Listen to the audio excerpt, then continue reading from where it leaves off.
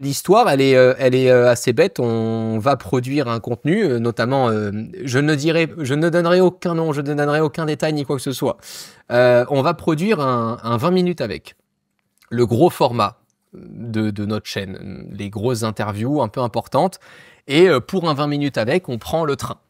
On arrive, il est à peu près 6 heures du matin, je crois que c'est Gare du Nord. On est 3 mecs avec des gros sacs, 2 valises et des sacs trépieds. On arrive dans le train vers 6 heures du mat. On pose les grosses valises et les trépieds, le temps de juste enlever nos affaires. On enlève nos affaires, je les pose sur les chaises. Je me retourne, il y a quand même pas mal de gens qui rentrent dans le train. Et à ce moment-là, je sens qu'il y a un truc qui pue. Je me dis, putain, il y a quand même beaucoup de monde et tout près des valises et tout ça. Et j'ai pas vraiment de visibilité. Donc, on s'empresse avec les personnes avec qui on a travaillé sur ce projet-là d'aller à l'entrée. Mais ça s'est vraiment passé en 1 minute. On arrive, je prends la valise, elle est vraiment très légère, trop légère. J'ouvre la valise, il n'y a plus rien dedans. Vraiment plus rien. Il y a une personne qui nous a suivis, qui a ouvert la valise, l'a vidée. Donc, je vous passe les détails, mais 4 caméras, 5 objectifs ou 4 objectifs, ou je sais plus combien il y avait de choses exactement, des micros ou pas, enfin je sais plus, mais il y en a eu pour genre 20-25 000 euros. À ce moment-là, tu te dis, bah, pas de problème, j'ai des assurances, donc déjà, je perds pas de temps. Évidemment, à ce moment-là, ce qu'il faut, et je vous le dis, si ça vous arrive un jour, c'est avoir la tête vraiment très très froide et privilégier votre client. Donc nous, on avait un client qui nous avait payé pour qu'on produise une super vidéo et qu'on soit naturel en vidéo, qu'on soit content de venir, qu'on soit content de découvrir aussi ce qu'il faisait pour le faire découvrir. Donc moi, le premier truc que je me suis dit, c'est bon, bah déjà là les gars, on va passer tout le trajet du train à appeler des boîtes de location là où on va pour louer le matériel. On arrive sur place, on fonce, on va louer le matériel, on fait notre projet, ça se passe super bien. Les valises étaient équipées d'un AirTag. Ah oui, oui, bien sûr, tout était équipé d'un AirTag, mais on n'a juste pas mis de cadenas sur le moment sur la valise parce que c'était une petite valise, c'était pas un truc énorme. On avait 2 valises différentes, mais on s'est pas dit qu'il fallait mettre un cadenas dessus, tu vois, parce qu'elles étaient à côté de nous. En fait, à la fin, j'allais reprendre les valises pour les remettre à côté de moi dans le siège. Donc, on s'est vraiment retourné 1 minute après.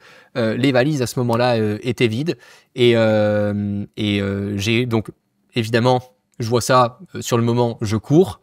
Une personne sur le quai me dit « Ah oui, il y a un monsieur qui est parti avec un gros sac à dos en courant. » Bon, bah déjà, à quel moment tu laisses passer un mec qui a pas son ticket sur le quai de la gare? À quel moment tu laisses partir un mec en courant avec un sac à dos du train qui est même pas parti? Bon, bref, je vous passe les détails, mais il y a des choses qui arriveraient pas ailleurs. Le mec est parti, je me dis à ce moment-là, soit je loupe le train, soit j'abandonne la production.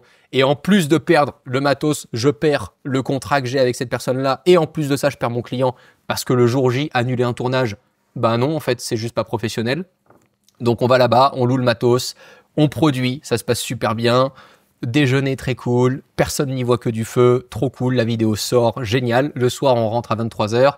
On va porter plainte, évidemment. On voit toutes les cams de sécurité. On voit la personne ressortir avec un sac qui n'avait pas de sac à l'entrée. On me voit moi courir derrière. Bref, tout est magnifique. On essaie de traquer tous les produits avec tous les numéros de série, toutes les factures qu'on a et tout ça. On ne trouve rien sur les semaines à venir. Moi, pendant ce temps, je me dis, bah, c'est bon, on va être pris en charge par les assurances. Que nenni. En fait, faites très bien attention aussi à vos assurances RC Pro notamment, parce que les assurances parfois ne couvrent pas ce qu'on appelle du transport de marchandises.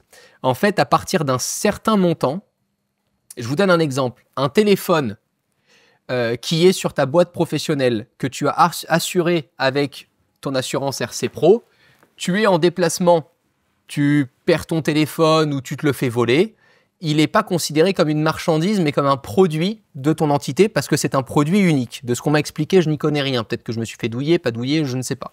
En attendant, là, il y a eu un refus, parce que tout ce matériel-là n'était pas assuré en tant que transport de marchandises. En fait, ce qu'il aurait fallu que j'ai comme assurance, c'est une assurance de transport de marchandises jusqu'à tant d'euros par an. Donc imaginons que je déclare qu'il y a 100 000 euros de matériel et ces 100 000 euros de matériel peuvent voyager partout en France ou en Europe ou dans le monde entier. Et dès que je perds ce matériel ou qu'on me le vole, sur présentation évidemment de factures, de dépôt de plainte et tout ce qui s'ensuit, peuvent être prises en charge par l'assurance. Donc là, après 3-4 mois, tu te dis, ça y est, l'assurance va me dire, c'est bon, tu reçois ton papier et tu vois que c'est pas pris en charge. Donc évidemment, tu résilies ton assurance, tu leur dis de bien aller se faire foutre, tu relis très très correctement le prochain contrat de ton assurance et cette fois-ci, il n'y a plus de problème, mais le mec s'est régalé. Vraiment, il s'est vraiment régalé. Et je vous le dis vraiment, dans ces circonstances-là, le plus important, c'est votre client, c'est l'image, c'est votre équipe. Ne pas stresser vos équipes. Moi, je sais que les 2 mecs qui étaient avec moi, ils étaient en mode, mais mec, comment on va faire, machin et tout. Ils étaient vraiment, mais abasourdis. Tu ouvres tes valises, t'as plus rien. Enfin, tu vois, c'est un matos en plus auquel nous on tient parce que c'est notre matos, quoi. C'est cool, tu vois, d'avoir ce matos à dispo et tout, c'est génial. Et puis, 20 000 balles de matos, tu les payes pas comme ça. Et bah, à ce moment-là, le plus professionnel que tu puisses faire, c'est juste de dire à tes équipes, on reste focus, les gars, on a un super tournage à faire, ça va être top. Ça, c'est pas le problème d'aujourd'hui, c'est le problème de ce soir. D'abord, on honore notre client qui nous a fait confiance, on se déplace, voilà, juste on essaie d'être professionnel. À la fin, on fait de l'argent, c'est aussi pour qu'on puisse se sécuriser. Je suis pas complètement con, donc quand je gagne de l'argent, il part pas tout de suite dans des sushis, tu vois. Donc on a pu, avec un peu plus de temps évidemment, on a refait même un prêt, tout ça, on a essayé de couvrir le truc sur un peu plus de temps, mais on a pu repayer ce matos-là pour en avoir directement l'usage par la suite et pas avoir à le louer. Mais c'est vraiment, enfin voilà, si ça peut servir, c'est cool, je partage ça, je pensais pas le raconter ce soir, mais c'est pas évident quand même, quoi.